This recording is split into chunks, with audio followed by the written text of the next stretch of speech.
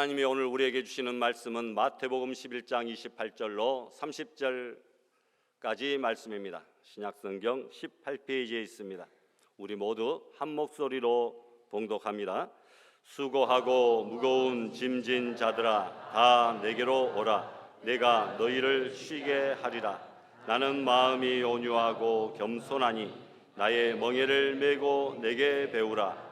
그리하면 너희 마음이 쉼을 얻으리니 이는 내 멍에는 쉽고 내 짐은 가벼움이라 하시니라. 아멘. 사랑과 은혜가 충만하신 하나님 아버지, 무한 감사드립니다.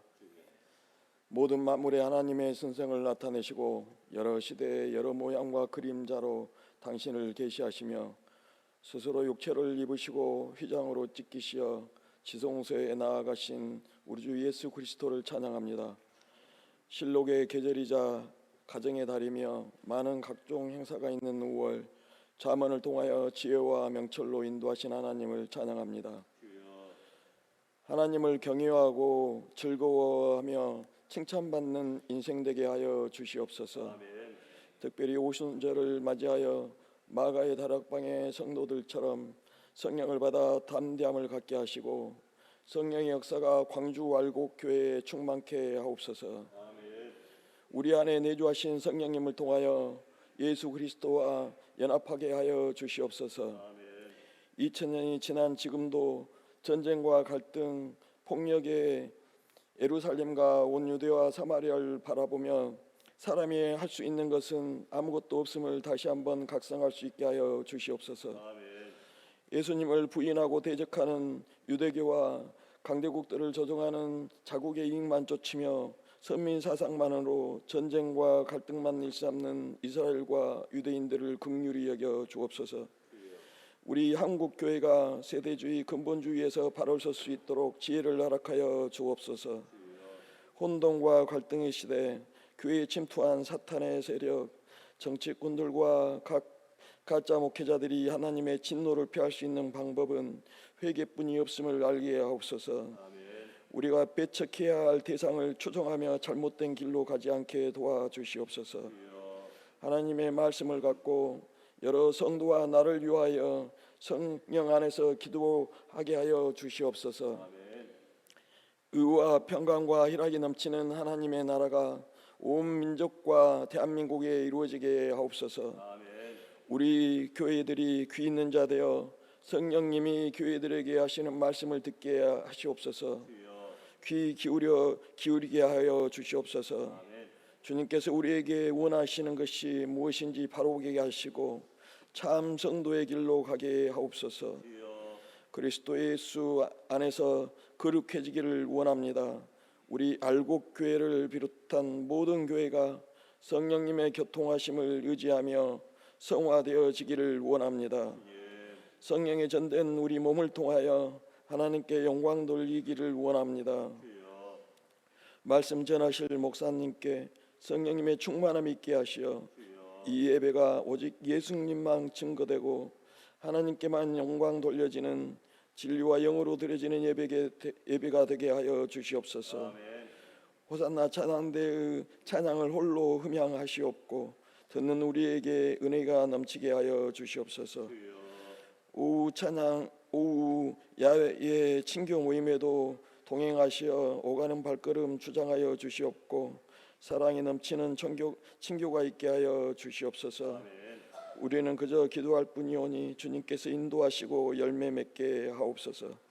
사망에서 구원하신 우리 주 예수 그리스도의 이름으로 기도드립니다. 아멘.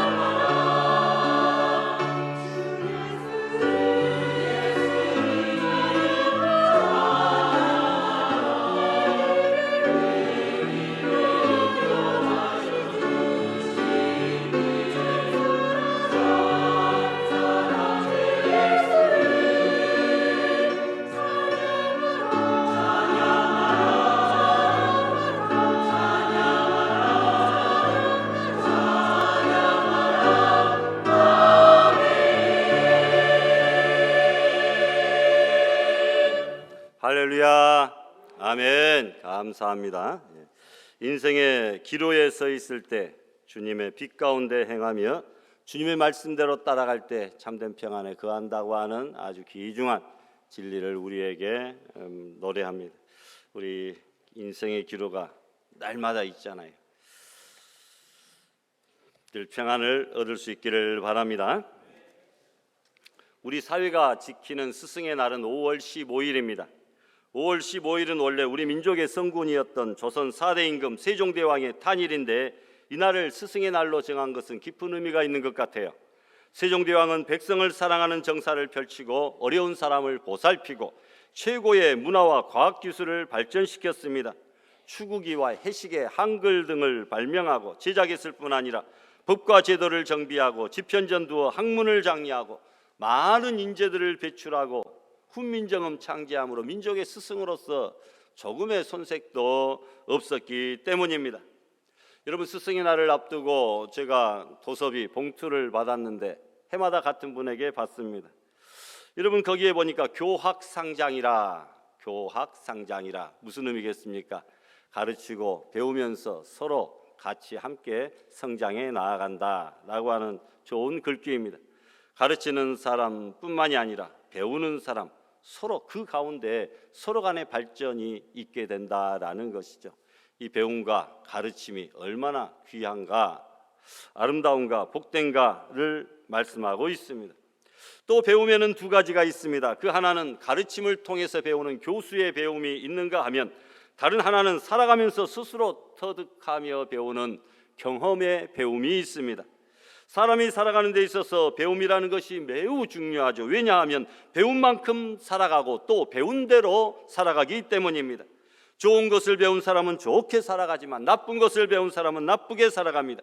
반면 배움에 있어서 얼마나 배웠느냐는 배움의 분량의 문제가 아니라 무엇을 배웠느냐, 이것이 더 중요해요. 얼마나 많이 배웠느냐가 아니라 도대체 무엇을 배웠느냐, 이것이 중요합니다. 그래서 이런 글귀도 있습니다. 조금 늦는다고 속상해하지 마. 살아가면서 중요한 건 속도가 아니라 방향이야. 살아가면서 중요한 건 속도가 아니라, 많이 배운 것이 아니라 무엇을 배웠느냐, 어떻게 배웠느냐, 방향이 중요하다는 것이죠. 잘못된 것 배웠다면 그것은 아무리 많이 배웠다고 할지라도 배우지 않은 것만 못합니다. 그럼에도 불구하고 왜 오늘날 가르침받은 사람들이 그 배운 바대로 살아가지 못하고 있습니까? 사람들의 지식이 점점 향상되어 가고 놀랍도록 지식의 활용도가 많아져 가는데 왜 이 사회는 바로 서지 못하고 점점 더 부패하여 가고 온갖 범죄가 난무하고 타락하여 가는가 말입니다. 이것은 분명 가르침의 문제요, 배움의 문제일 수밖에 없습니다. 다시 말해서 가르치는 교사들이 바로 서지 못하였고 배움의 사람들이 바로 배우지 않았고, 또한 바르게 배웠다 할지라도 그 배운 바를 바르게 활용하지 않고 살아가기 때문입니다. 그렇기에 사람은 바른 가르침 받아야 되고 더불어 바르고 온전하게 가르쳐주는 좋은 선생님이 필요하다는 것입니다. 우리는 살아가면서 우리를 가르치고 키워주시는 5분의 선생님을 만나게 됩니다. 첫 번째는 태어나면서 만나는 부모님, 첫 번째 스승입니다. 두 번째는 교회에서 만나는 주일학교 선생님, 세 번째는 학교에서 만나는 학교 선생님, 네 번째는 사회에서 만나는 사회 선생님, 그리고 마지막으로 우리 영혼의 영원한 참된 스승이 되시는 예수님을 만나야 될 줄 믿습니다. 그러나 우리 인생에게 있어서 참된 선생 5분이 있지만 그러나 오직 참된 스승은 예수님 한 분이십니다. 동서고금을 통해 만인이 우러러 숙모하는 인류의 참 스승 예수 그리스도는 이 세상에 오신 최고의 스승이라는 것이죠. 그분은 우리 인생에게 바른 길로 인도해 주신 진리의 스승이시며 인생의 영원한 생명의 길로 인도해 주시는 생명의 스승 되시고, 또 우리의 영혼을 일깨우시고 풍성하게 하시는 영혼의 스승이 되기도 한다는 것입니다. 그렇기에 배움을 받아야 하는 사람은 스승을 바로 만나야 되고 잘 만나야 되겠죠. 그런데 저와 여러분은 좋은 스승이신 예수님을 만난 이미 복을 받은 사람들인 줄 믿습니다. 따라서 우리는 이미 글러버린 사람들이라고 여러 번 말했습니다. 무엇이 글렀느냐? 실패하기는, 가난하기는, 망하기는 글렀다. 우리는 이미 복받은 사람인 줄 믿습니다. 좋은 스승으로서 예수님은 우리를 좋은 그리스도의 제자로 가르치시고 인도하시기 위하여 저와 여러분들을 향하여, 아니 세상에 살아가고 있는 모든 인생들을 향하여 내게 와서 배우라, 내게 와서 배우라고 말씀합니다. 그러므로 우리는 참된 스승이신 예수님께 늘 와서 배워야 됩니다. 가르침을 배워야 되죠. 사람은 배운 대로 산다고 했습니다. 우리가 배우되 참된 것, 진리를 배워야 그 참되게 진리대로 살 수 있지 않겠습니까? 오늘 본문 29절에 예수님은 이렇게 말씀하고 계십니다. 나는 마음이 온유하고 겸손하니 나의 멍에를 메고 내게 배우라. 그리하면 너희 마음이 쉼을 얻으리니라고 말씀합니다. 우리는 예수님께 나와 배워야 됩니다. 예수님과 함께 신앙과 직분의 멍에를 메고 예수님으로부터 온유하고 겸손한 마음을 배워야 됩니다. 그러면 참다운 쉼과 인생의 만족을 얻게 될 줄 믿습니다. 당시에 예수님 뒤에는 두 부류의 사람들이 따라다니고 있었습니다. 한 부류는 무리들입니다. 배고프고 소외된 백성들, 로마 학정에 시달리는 수많은 백성들이 예수님께 무엇을 얻을까, 무엇을 얻어먹을까 하여 따라다니는 무리들이 있습니다. 또 한 부류의 무리는 소수의 사람인 제자들이었습니다. 제자들은 언제나 예수님에게서 무엇인가 배우도록 초청받은 사람들입니다.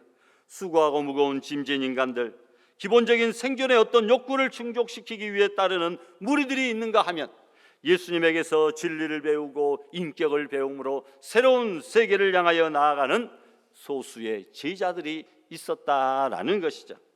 우리는 예수님으로 하여금 새롭게 배워야 될 사람인데, 우리가 지금까지 배웠던 것은 세상의 것이었습니다. 그러나 이제는 우리가 주님께로 왔다고 한다면 주님으로부터 주님의 가르침대로 배워야 될 것입니다. 우리는 학교에서만 배우는 것으로 생각하지만 친구를 사귀면서도 배우고, 가정에서도 배우고, 사회에서도 배웁니다. 그러면서 배운 대로 형성해 가는 것이죠. 부모에게서 배웠던, 친구에게서 배웠던, 사회에서 배웠던 그대로 인간이 형성되어지는 것입니다. 그런데 주님께서 우리에게 요구합니다. 세상에서, 가정에서, 사회 속에서 많이 배웠어도 나에게 와서 또다시 배우라, 다시 배우라는 겁니다. 무엇을 다시 배우라는 겁니까? 나는 마음이 온유하고 겸손하니 나의 멍에를 메고 내게 배우라는 것이죠. 예수님의 마음을 배우라고 말씀합니다. 나는 마음이 온유하고 겸손하니. 여러분, 지식을 배우고 기술을 배우고 학식 배우고 많은 정보를 배웠지만 마음을 배우라고 하신 분은 예수님 한 분밖에 없습니다. 인간이 배워야 할 것 가운데 최고의 배움, 바로 마음의 배움입니다. 우리에게 마음을 가르치는 특별한 스승이 바로 예수님이죠. 인간의 행복은 어떤 마음을 가지고 있느냐에 따라 달려 있습니다. 마음이 행복한 사람은 행복을 만들어가지만 마음이 불행한 사람은 행복을 결코 만들어갈 수가 없습니다. 그래서 가장 중요한 것, 마음을 배우는 것입니다. 아무리 많은 좋은 교육과 많은 지식을 가지고 있다 할지라도 그 마음이 바르지 못하면 그 배움은 아무짝에도 쓸모가 없고 사회적으로 큰 해를 끼치는 사람이 되고 맙니다. 얼마 전에 뉴스에서 15층 건물 옥상에서 어떤 사람이 자살한다고 하다가 신고당해 가지고 올라가 봐서 그 사람이 자살하려고 하니까 그 사람을 잡아 낚아채 가지고 파출소에 데려와서 이리저리 동기를 조사하는 중에 엄마하고 통화하다가 옥상에 가방 놔두고 왔다. 올라가 봤더니 가방뿐만 아니라 여자가 한 명 죽어 있었는데 누군가 알아봤더니 그가 사귀었던 여자친구를 죽였다라는 것이죠. 그런데 여러분, 서울의 유명한 대학 의대생이었다라는 것입니다. 나중에 알고 봤더니 그 사람이 전국 수석을 했어요. 전국 수능 수석을 했던 그 뉴스에 나왔던 사람이더라. 아무리 똑똑하고 많이 배우면 못합니까? 마음을 제대로 배우지 않으니까 결별을 고하는 여자친구를 무자비하게 난조질해서 죽이는 이 사회에 해악을 끼치는 존재가 되고 말았다라는 것이죠. 그래서 사람은 무엇보다도 마음을 먼저 배워야 된다라는 것입니다. 여러분, 컴퓨터와 모든 최신 정보 기술을 잘 아는 사람들이 좋은 방면에 그것을 사용하면 우리를 유익하게 할 수 있지만 잘못된 방향으로 사용하니까 여러분, 인터넷으로 또 사이버로 또 온라인으로 사기를 치고 다른 사람의 돈을 빼앗는 그런 악랄한 사기꾼들로 변화되어지는 것을 보게 됩니다. 못 배움만, 아니 배움만 못한 그런 사람들이 있더라는 것입니다. 그래서 밀턴은 마음은 천국도 지옥으로, 지옥도 천국으로 만들 수 있다, 이렇게 이야기를 합니다. 마음이 중요하다라는 거죠. 삼중고의 인간, 말하지 못하고 보지 못하고 듣지 못하였던 헬렌 켈러 여사는 이 세상에서 가장 좋고 아름다운 것은 눈으로 볼 수도 없고 손으로 만질 수도 없다. 그것은 오직 가슴으로만 느껴야 된다. 이 마음의 중요성을 이야기합니다. 윌리엄 제임스는 우리 세대의 가장 위대한 발견은 인간이 자기 마음 자세를 바꿈으로 인생을 바꿀 수 있다는 그 사실을 발견한 것이다 라고 이야기합니다. 마음이 바뀌어지면 인생이 바뀐다라는 것이죠. 예수님은 이 사실을 일찍이 우리에게 가르쳤습니다. 인간의 모든 운명과 행복과 불행, 삶의 모든 자유가 다 마음에 있다는 것을 아시고, 그래서 내게 와서 내 마음을 배우라. 나는 마음이 온유하고 겸손하다. 내 멍에를 메고 같이 배우라는 것입니다.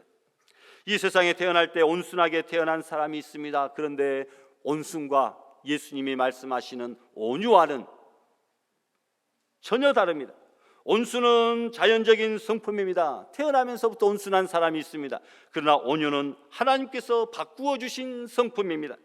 온순은 겉사람의 성품이요, 온유는 하나님께서 나에게 주신 속사람의 성품입니다. 온순한 사람은 자기 고집대로 삽니다. 그러나 온유한 사람은 자기를 부인하고 주님의 뜻대로 삽니다.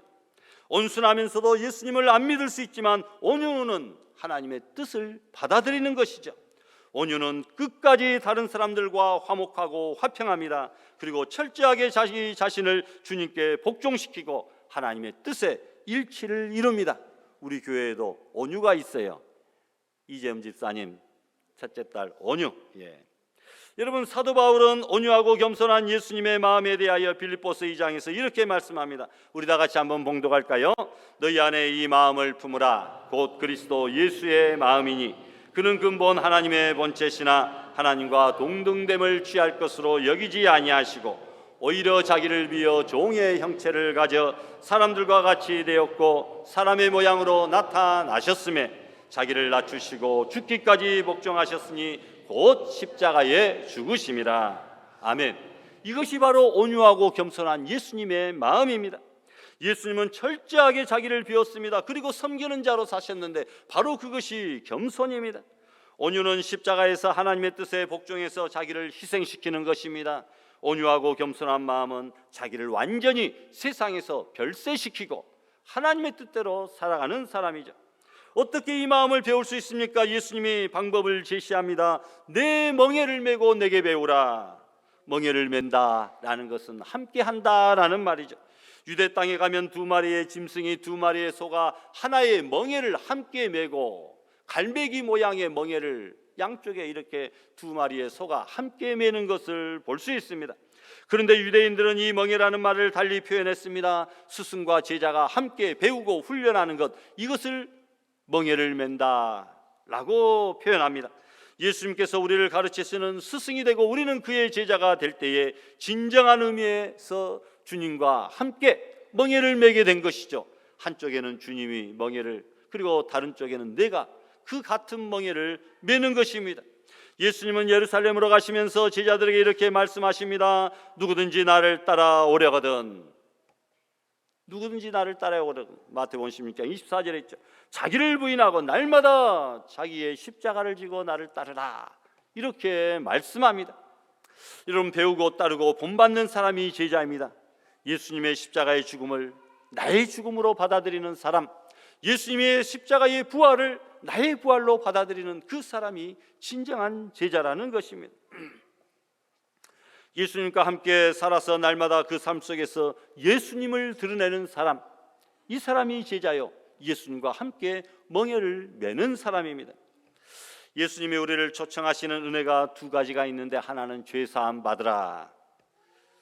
여러분, 이것은 예수님을 믿을 때 받는 초보적인 은혜입니다. 누구든지 예수님을 믿기만 하면 죄사함의 은총을 받습니다. 여기에서 하나님의 자녀가 됩니다. 그러나 이것보다 더 한 단계 수준 높은 그것을 우리에게 요구하는데, 이제는 내 제자가 되라, 내 제자가 되라 고 말씀합니다.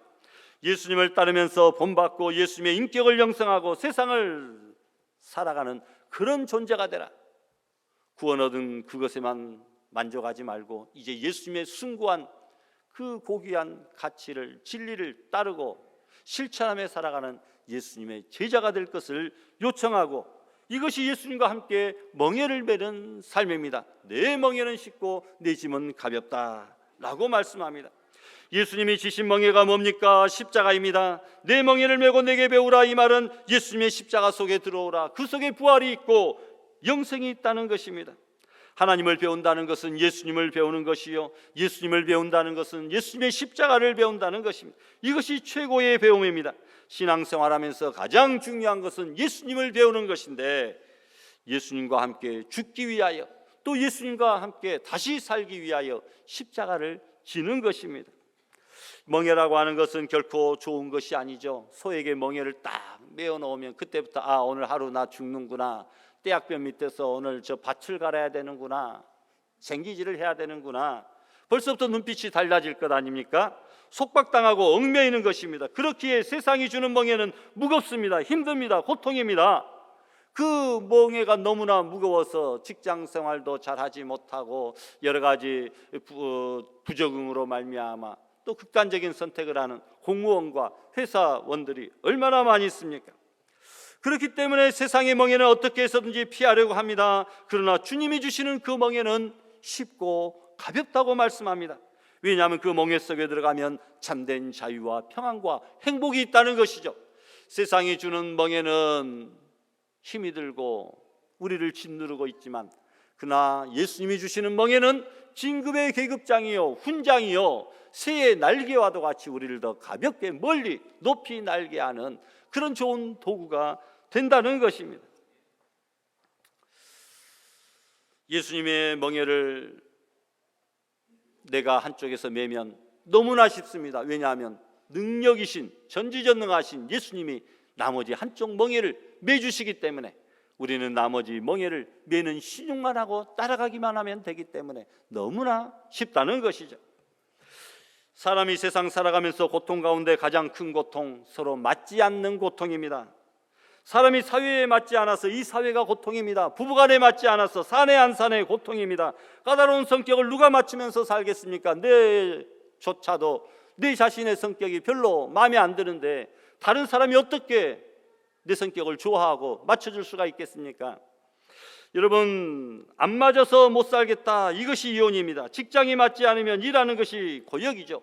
교회에서도 은혜가 맞지 않으면 신앙생활이 고통입니다. 예수님을 믿으면서도 예수님과 맞지 않으면 신앙생활은 평생 해야 되는데 평생 고통이다라는 겁니다. 예수님이 나에게 맞춰줄 수 없어요. 교회가 여러분에게 맞춰줄 수 없어요. 여러분이 예수님께 맞추시고 교회에 맞추시면 됩니다. 그러면 평생 고통이 아니라 평생 행복입니다. 고생 끝, 행복 시작이다라는 거죠. 왜 맞지 않습니까? 멍에가 따로 놀기 때문입니다. 교육은 무엇입니까? 가르침을 받는 자와 가르치는 자가 하나 되는 것이죠. 예수님과 코드가 맞아야 됩니다. 그래서 배워야 됩니다. 잘 배워서 예수님과 코드가 잘 맞으면 그때부터 신앙생활하기, 세상 살기가 너무나 편해집니다. 예수님과 잘 맞추면 세상의 그 어떤 사람들과도 다 맞출 수가 있습니다. 어떤 까다로운 남편과도 맞출 수 있습니다. 어떤 까다로운 상사와도 이웃과도 다 맞출 수가 있는 줄 믿습니다. 먼저 예수님과 코드를 잘 맞추시기를 바랍니다. 그러기에 예수님을 바르게 배운 사람은 평안하고 행복합니다. 예수님을 스승으로 모신 사람은 배운 자답게 행동하면 됩니다. 마태복음 9장에 보니까 무리를 보시고 불쌍히 여기시니 이는 그들이 목자 없는 양같이 고생하며 기진함이라. 우리 예수님은 목자 없는 양과 같이 유리방황하며 기진한 그들을 결코 외면하지 않았습니다. 이들을 일일이 사랑으로 감싸주시며 먹이시는 주님이십니다. 이런 예수님이야말로 우리의 참된 목자요 참된 스승이 되시기에 가장 합당하신 분입니다. 우리 예수님은 우리의 길이요 진리요 생명이 되사 우리를 천국으로 인도하시는 가장 귀한 참된 유일한 스승이 되시는 줄 믿습니다. 그러면 우리 예수님이 어떻게 해서 우리의 참된 스승이 될 수 있습니까? 요한복음 10장에 보니까 나는 선한 목자라 선한 목자는 양들을 위하여 자기의 목숨을 버린다. 여러분, 이 세상에 예수님 외에 다른 사람을 위하여 자기의 생명까지 내어준 분이 과연 누가 있습니까? 예수님이야말로 우리의 참된 목자요 가장 귀한 스승이다라는 겁니다. 여러분, 성경에서 좋은 스승의 가르침이 있고 그 가르침을 잘 받아들였을 때에 놀라운 복을 받았지만, 그러나 스승의 가르침을 제대로 받지 아니하였을 때 불행이 닥친 역사들을 많이 보게 됩니다. 역대하 24장에 보니까 요시야 왕은 그의 스승 여호야다가 생존하는 날 동안에는 하나님께 정직하게 행했고 하나님께서 요시야를 형통케 하였습니다. 그러나 여호야다 스승이 죽고 가르침을 받지 못하게 되면서 요시야의 불행이 시작되었다고 말합니다. 우시야 왕도 마찬가지입니다. 스승 스가랴가 생존한 날 동안에는 문제가 없었습니다. 그러나 스승이 죽고 가르침을 제대로 받지 못했을 때 그가 교만하게 되었고 그가 나병이 들게 되었다라는 것입니다. 스승의 가르침이 있을 때와 그렇지 못할 때 차이가 엄청나다는 것입니다. 인생의 행복과 불행이 신앙 스승의 가르침에 의하여 결정되어진다. 그래서 교회의 목회자는 신앙의 스승입니다. 교회 장로님들도 신앙의 스승입니다. 교회의 교사들도, 기관장들도, 인도자들도 신앙의 스승들입니다. 가르침을 우리가 잘 받아야 된다는 것입니다. 여러분, 학교에서 좋은 선생님들을 만나기 위하여 여러분 기도하시죠. 교회에서도 좋은 교사들을 만날 수 있도록 기도해 주시기를 바랍니다. 교회에서 좋은 친구들을 만날 수 있도록, 좋은 스승들을 만날 수 있도록 기도하는 것을 잊지 말아야 됩니다. 우리는 군사부일체라고 했습니다. 그래서 임금과 부모와 스승을 동일시했습니다. 그림자도 밟으면 안 된다고 했습니다. 그런 안타까운 것은 공교육이 붕괴되고 교권마저 추락한 상황이 되고 말았습니다. 교육도 마찬가지입니다. 주일학교 교사는 어느덧 교회에서 기피하는 부서가 되고 말았습니다. 선생님들의 사명감 또한 예전 같지 않을 수도 있습니다. 주일학교 교육의 위기가 교회의 위기로 이어져 가고 있습니다. 한국 교회의 40-50% 교회가 주일학교가 존재하지 않습니다. 또 나머지 교회가 존재한다 할지라도 많은 교회들이 10명 이하의 학생들만 출석한다라고 하는 그 통계들도 제가 여러 번 여러분들에게 말씀을 드렸습니다. 여러분, 이런 시기에 우리 모두가 교사가 되어야 됩니다. 학교 교사만 교사가 아니고 주일학교 교사만 교사가 아닙니다. 에베소 보니까 오직 주의 교훈과 훈계로 양육하라. 가서 모든 민족을 제자로 삼으라는 말씀에서 볼 수 있듯이 이 땅의 모든 부모와 모든 성도들은 다 하나님으로부터 부름받은 교사인 줄 믿습니다. 하나님은 우리를 이처럼 어린이들을 지도할 수 있는 영광스러운 교사로 세워주시고, 여러분, 책임을 지도록 디모데후서 1장에 말씀합니다. 내가 이 복음을 위하여 너희들을 교사로 세웠다. 다른 이유가 아닙니다. 복음을 위하여 교사로 세웠다라고 말씀합니다. 여러분, 복음을 위해 부름받은 동역자, 믿음의 동지들입니다. 주일학교 교사들이 정교사라고 한다면 우리 모든 성도들은 다 보조교사들입니다. 주일학교 교사들이 앞장서서 싸우는 여호수아라고 한다면 우리 모두는 뒤에서 기도로 협력하는 모세와 아론과 훌이라고 하는 사실입니다. 그렇게 하나님의 말씀을 교사는 심고 물을 주고 가꾸는 일은 우리 모든 성도들이 다 같이 힘을 보태야 됩니다. 중보기도를 해야 됩니다. 물질로 후원해야 됩니다. 그들의 부모를 만나서 전도하는 일에도 동참해야 됩니다. 운전으로 봉사해야 되고 식사와 간식으로 또 제공해야 되지 않겠습니까? 바울은 고린도전서 11장에 내가 그리스도 본받는 것 같이 너희는 나를 본받아라. 자기의 대스승이신 예수 그리스도를 본받으려고 바울은 부단히 애썼습니다. 그렇기에 그가 예수님을 닮아갈 수 있었고 복음 사역에 더욱더 매진할 수가 있었습니다. 성도 여러분, 교회학교 교사 여러분, 그리고 중직자 여러분, 또한 말씀 인도자와 기관장 여러분, 또한 부모, 모든 성도 여러분, 우리 역시 참 좋은 스승 되신 예수님을 본받아 바울처럼 살아가야 되지 않겠습니까? 예수님을 믿는 사람들의 첫째 별명이 제자입니다.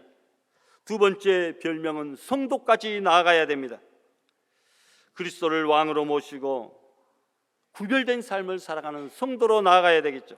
또 하나의 이름이 있는데 바로 크리스찬이라고 하는 말입니다. 크리스티아누스, 그리스도에게 속한 사람이라는 것이죠.